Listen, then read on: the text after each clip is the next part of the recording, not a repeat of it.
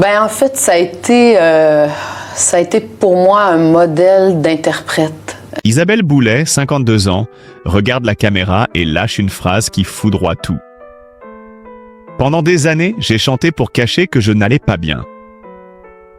Une révélation brutale, inimaginable pour une star adorée depuis 3 décennies. Sa voix, que le public croyait invincible, tremble enfin sous le poids d'une vérité longtemps étouffée. Pourquoi maintenant? Et quel secret dévastateur s'apprête-t-elle à dévoiler? Ce que personne ne pouvait imaginer, c'est que la confession d'Isabelle Boulay ne naît pas d'un simple moment de fragilité, mais d'une accumulation de douleurs, de pertes et de batailles silencieuses qui, pendant 30 ans, ont façonné l'envers de sa légende. Alors qu'elle fixe encore la caméra, ses doigts se crispent légèrement, comme si quelque chose en elle hésitait à surgir, mais la vérité est déjà en marche. Elle raconte que tout a commencé bien avant les projecteurs, dans un petit village de Gaspésie, où le vent gifle les maisons pauvres et où chaque hiver semble tester la résistance des familles. Là, au cœur du restaurant familial, qui sentait la soupe chaude et les vêtements mouillés, une petite fille de 2 ans et demi montait sur une chaise de bois pour chanter, ignorant qu'elle cherchait surtout à retenir le regard de l'homme qu'elle aimait le plus au monde. Son père, Raymond Boulay. Un homme simple, solide, qui croyait en elle plus que quiconque, au point de lui répéter chaque soir « Continue ma fille, ta voix t'emmènera loin ».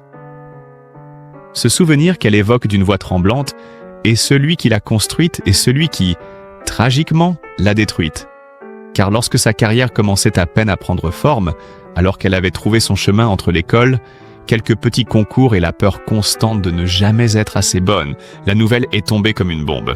Une maladie cardiaque a terrassé son père, l'homme qui représentait pour elle bien plus qu'un parent. Un refuge, un phare, une raison d'exister. Le téléphone a sonné un après-midi gris, et en quelques mots, son enfance s'est effondrée. Isabelle raconte que le silence après l'annonce fut si violent qu'elle crut entendre le bruit de son propre cœur se fissurer. Elle se souvient avoir traversé le village en larmes, sans sentir le froid poussé par une seule idée. Le revoir. Mais lorsqu'elle franchit le seuil de la maison familiale et aperçoit la chaise vide où son père s'asseyait chaque matin pour boire son café, elle comprend que rien ne la protégera plus jamais du monde. Ce vide-là, dit-elle, est devenu l'ombre la plus lourde de son existence. Pendant des semaines, elle ne chante plus, ne parle presque plus. Elle s'isole dans sa chambre, les rideaux tirés, serrant une vieille photo d'elle et de son père prise un soir de Noël. « Oui, quand il est parti, c'est mon enfance qui s'est éteinte », murmure-t-elle. Cette phrase suffit à faire comprendre que la force que le public admire depuis 30 ans n'est en réalité qu'une armure forgée pour survivre. Sa mère, épuisée par des années de travail acharné et de factures impayées, pleurait souvent en silence à la table de la cuisine, croyant qu'Isabelle dormait. Mais l'enfant écoutait tout, caché derrière une porte, sentant une angoisse sourde grandir en elle. L'angoisse de manquer, de perdre, d'être impuissante. Ces cicatrices invisibles, restées enfouies sous ses triomphes, deviendront les failles intérieures qui la poursuivront toute sa vie. Pourtant, au milieu de ce chaos, un événement inattendu va brusquement changer son destin. En 1988, ses amis, persuadés de son talent mais conscients de son manque de confiance, l'inscrivent de force à un concours à Matane. Isabelle ne veut pas y aller. Elle a peur, elle tremble, elle doute. Mais le soir du concours, quelque chose d'irréel se produit. Sous les lumières crues, alors qu'elle hésite encore à fuir, un homme la remarque. José Lito Michaud.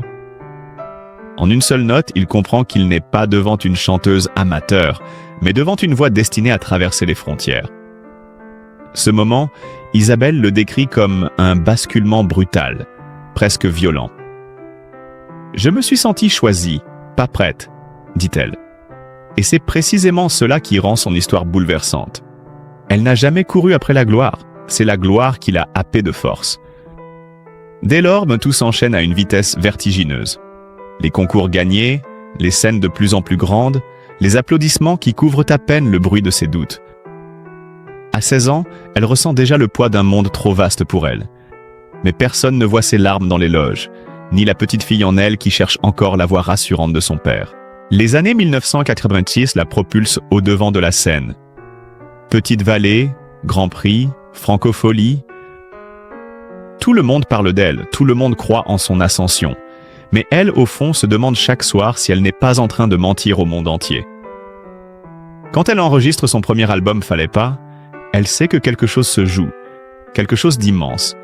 Mais elle ressent surtout une pression sourde, presque douloureuse, celle de ne jamais décevoir un père qui ne pourra plus l'entendre.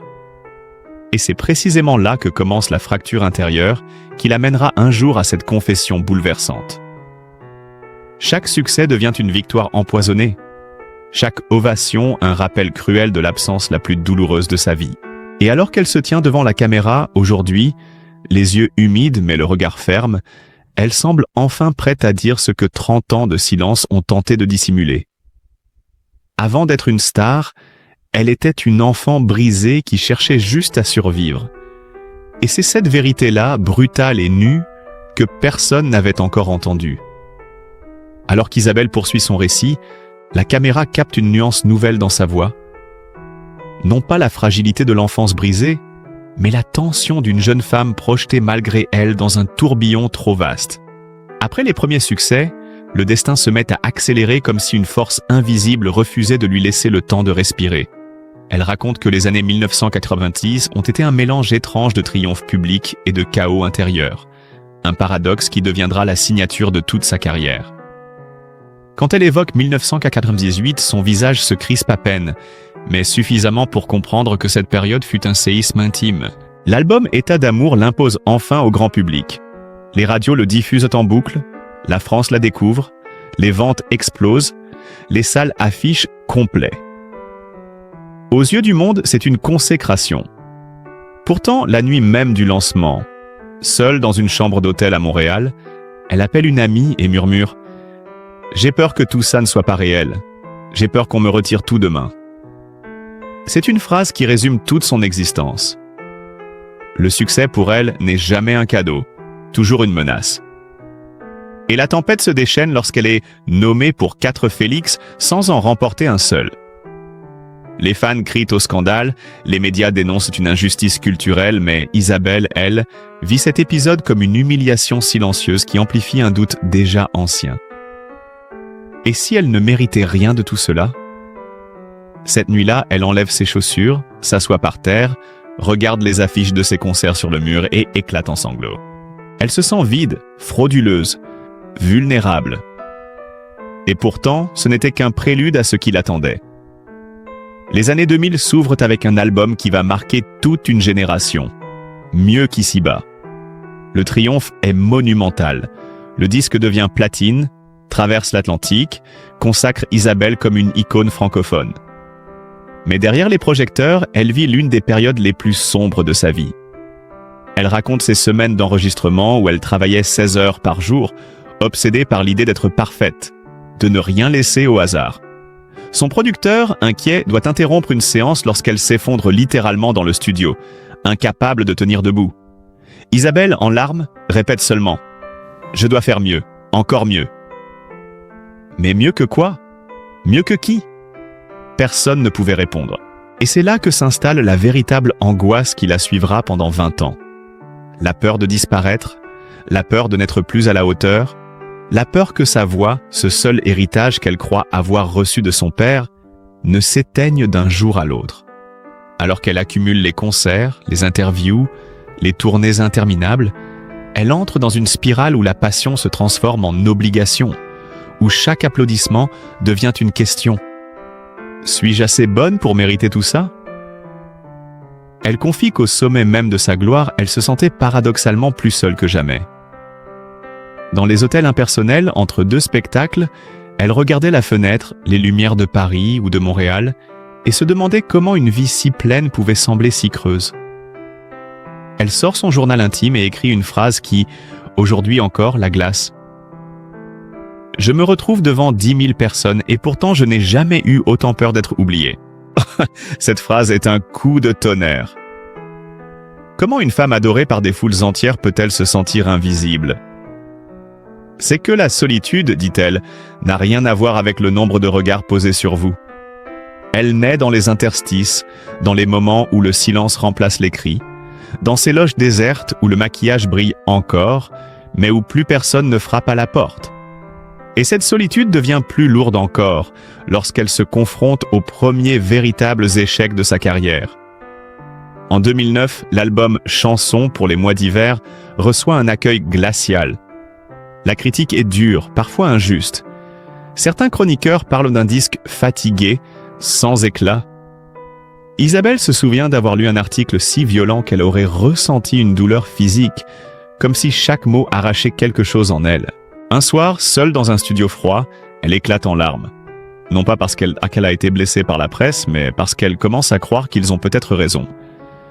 Et comme si cela ne suffisait pas, ses échecs successifs dans l'émission La Voix, où ses candidats ne gagnent jamais malgré son investissement total, alimentent un sentiment d'incompétence qui la ronge.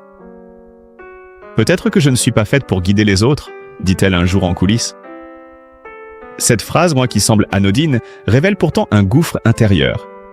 Isabelle commence à douter non seulement de son talent, mais de sa valeur en tant que femme, mère, artiste.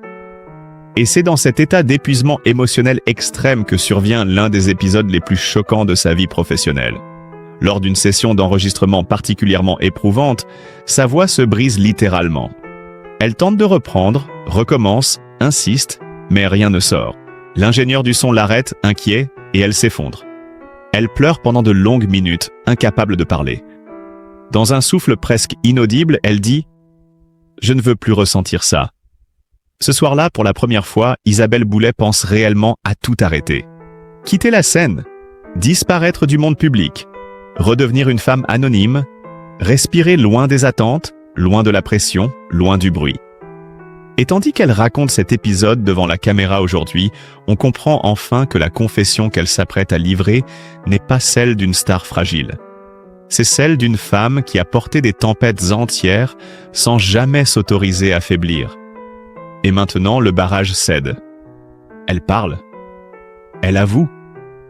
Elle se libère. Mais ce qu'elle s'apprête à révéler ensuite est encore plus bouleversant que tout ce qui a été dit jusqu'ici. Car derrière les triomphes et les chutes professionnelles se cachent des blessures beaucoup plus intimes, celles du cœur. Si la carrière d'Isabelle a façonné une partie de ses blessures, ce sont ces histoires d'amour qui ont laissé les cicatrices les plus profondes. Des cicatrices qu'elle a toujours cachées derrière un sourire doux et maîtrisé. Lorsque la caméra continue de tourner, son regard devient plus lointain, comme si une porte intérieure s'entrouvrait vers des souvenirs qu'elle n'a presque jamais confiés. Elle dit que l'amour dans sa vie n'a jamais été un refuge tranquille, mais un territoire fragile où chaque pas peut se transformer en chute. Au début des années 2000, alors qu'elle vivait l'ascension fulgurante qui aurait dû l'éblouir, elle rencontre l'humoriste Stéphane Rousseau. Leur relation, discrète mais intense, devient un havre éphémère où elle découvre une légèreté qu'elle croyait impossible. Ils se retrouvent entre deux tournées, partagent des dîners improvisés, des fous rires qui ressemblent à des parenthèses, presque des miracles. Et pourtant, derrière cette tendresse se cache déjà l'inévitable. Deux vies trop différentes, deux carrières trop exigeantes, deux êtres qui s'aiment, mais que la route sépare. En 2003, ils se quittent sans fracas, mais Isabelle vit cette rupture comme un arrachement profond.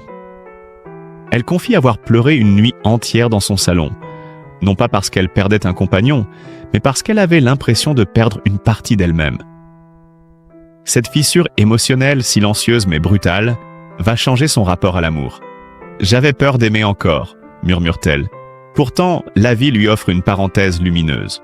En 2005, elle rencontre Marc-André Chicoine, producteur québécois, un homme doux, stable, rassurant.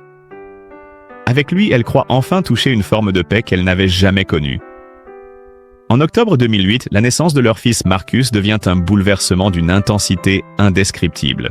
Isabelle parle de ce moment comme d'un instant suspendu où tout, absolument tout, semblait enfin trouver un sens. Mais les années passent, les tournées s'allongent, les distances se creusent. Son métier la réclame sans relâche, et malgré toute leur bonne volonté, leur couple s'effrite lentement. Vers 2015, ils se séparent dans un silence douloureux, sans scandale, sans cri. Juste deux êtres qui cessent d'avancer dans la même direction.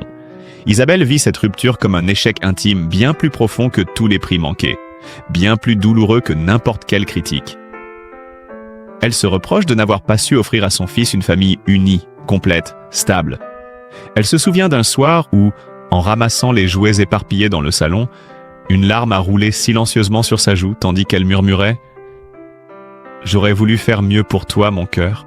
Et c'est précisément cette scène, toute simple, toute humaine, qui montre à quel point Isabelle porte en elle un sens aigu de la culpabilité, une peur viscérale de ne jamais être à la hauteur des personnes qu'elle aime. Mais la vie, imprévisible comme toujours, place sur son chemin un homme qui va bouleverser son existence d'une manière inattendue. En 2016, lors d'un dîner à Paris, un ami commun la présente à Éric Dupond-Moretti, avocat redouté, figure publique incontournable, aujourd'hui ministre de la Justice. Un homme connu pour sa force, son caractère entier, parfois brutal, mais animé d'une sensibilité profonde que peu de gens perçoivent. Leur rencontre est un choc intérieur. Lui est fasciné par sa douceur. Elle est touchée par sa solidité presque animale. Entre eux, quelque chose naît immédiatement, quelque chose de rare, de presque inexplicable. Mais cet amour est tout sauf simple. Il y a un océan entre eux. Isabelle partage sa vie entre le Québec et Paris, tandis qu'Éric est retenu en France par des responsabilités écrasantes. Leur relation s'installe dans un fragile entre-deux, faite de voyages, de messages à l'aube, de retrouvailles brèves mais brûlantes, et surtout d'une pression médiatique constante. La presse scrute leur histoire, commente, juge, invente même parfois, transformant leur vie intime en terrain d'observation publique. Isabelle avoue que certaines nuits, seule dans son appartement parisien, elle s'est assise sur le canapé, regardant la ville scintiller derrière la fenêtre, et une larme a glissé sur sa joue. Non pas une larme de tristesse, mais une larme d'épuisement. Elle se disait « Comment aimer deux pays, deux vies, deux hommes ? Mon fils et l'homme que j'aime. Comment ne pas décevoir l'un ou l'autre ?» Et dans cette simple question, on mesure toute la complexité d'une femme qui s'efforce de concilier le cœur et le devoir, la passion et la maternité, l'identité publique et les besoins privés. Pourtant, malgré toutes les difficultés, lorsqu'elle parle d'Éric, sa voix change imperceptiblement. Elle devient plus lente, plus douce, presque apaisée. « C'est lui qui m'apporte la paix que je cherchais », dit-elle. Pas un conte de fées, pas une romance parfaite, mais une relation vraie, humaine, fragile, dans laquelle deux êtres blessés tentent de se rejoindre malgré les bruits du monde. Mais là encore, cette paix n'efface pas tout. Isabelle avoue porter en elle une angoisse constante, celle de perdre encore quelqu'un qu'elle aime. Cette peur, née de la mort de son père, nourrie par ses ruptures passées, continue de la hanter à chaque instant. Et c'est précisément cette peur, tapie dans l'ombre, qui l'amène un jour devant cette caméra, prête à dire pour la première fois ce qu'elle n'a jamais osé avouer malgré 30 ans de carrière. Car si elle a pu survivre à la célébrité, aux critiques, aux ruptures, aux échecs et aux triomphes, ce n'est que parce qu'elle s'était juré une chose, ne jamais laisser sa voix se taire. Aujourd'hui pourtant, elle est prête à révéler que cette voix, cette arme, ce refuge, a aussi été sa prison la plus douloureuse. Ce qui vient ensuite, dit-elle en regardant la caméra droit dans l'objectif, sera la vérité la plus difficile à entendre. Et c'est là que commence réellement la confession qu'Isabelle Boulay avait enterrée pendant toute une vie. Ce qui frappe lorsqu'Isabelle poursuit son récit, ce n'est pas seulement la sincérité brute de ses mots, mais la manière dont elle semble enfin prête à affronter le monstre invisible qui l'a accompagnée toute sa vie. La peur de sa propre voix. Elle explique que, pour le public, sa voix a toujours été son arme, son charme, sa signature, cette force capable de faire trembler une salle entière. Mais pour elle, cette voix est devenue au fil des années un fardeau, une charge lourde, presque écrasante, qui lui rappelait constamment qu'elle n'avait pas le droit à l'erreur. Elle raconte que, dès qu'elle montait sur scène, elle ressentait une pression sourde, comme une main glacée posée sur sa gorge, lui murmurant que le moindre faux pas pourrait tout détruire.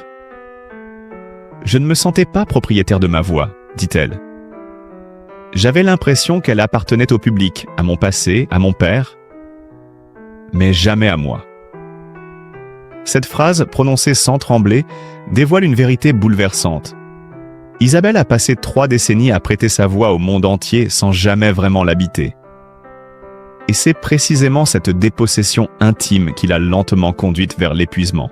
Elle se souvient d'un épisode, longtemps gardé secret, survenu lors d'une tournée particulièrement éprouvante. À peine sortie d'un concert triomphal, acclamé par des milliers de personnes, elle s'est retrouvée dans sa loge, incapable de respirer.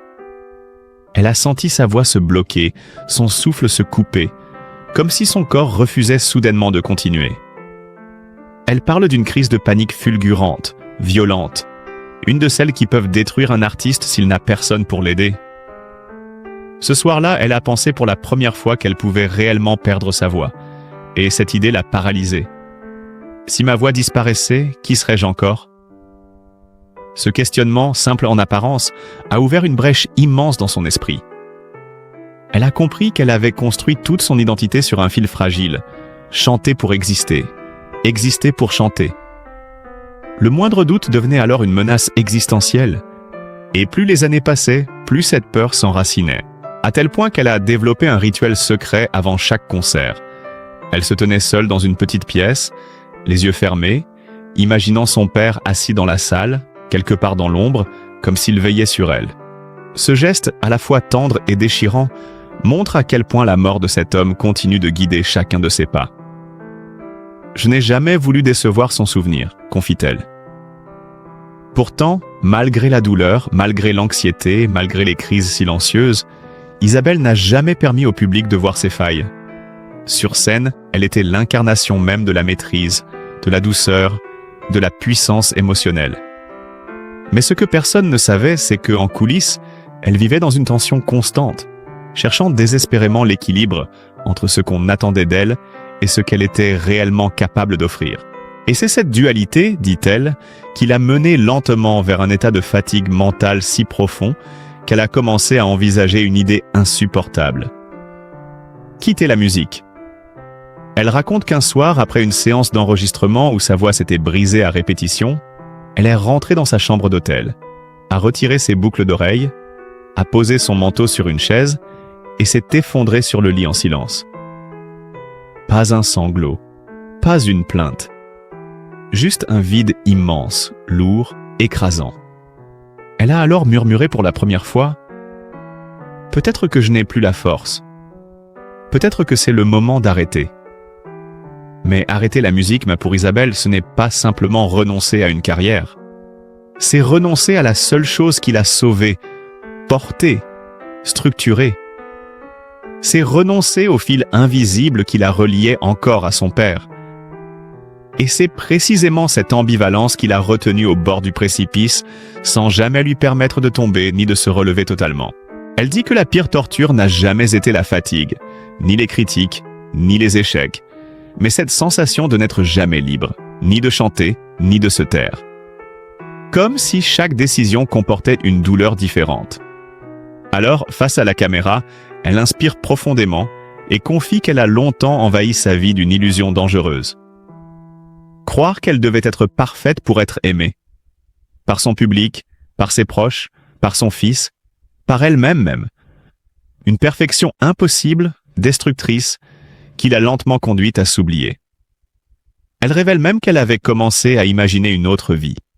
Loin de la scène, loin des attentes, une vie simple, anonyme, quelque part en Gaspésie, au bord de la mer, là où tout avait commencé.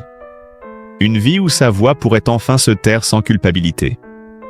Mais chaque fois qu'elle envisageait cet avenir silencieux, un souvenir revenait.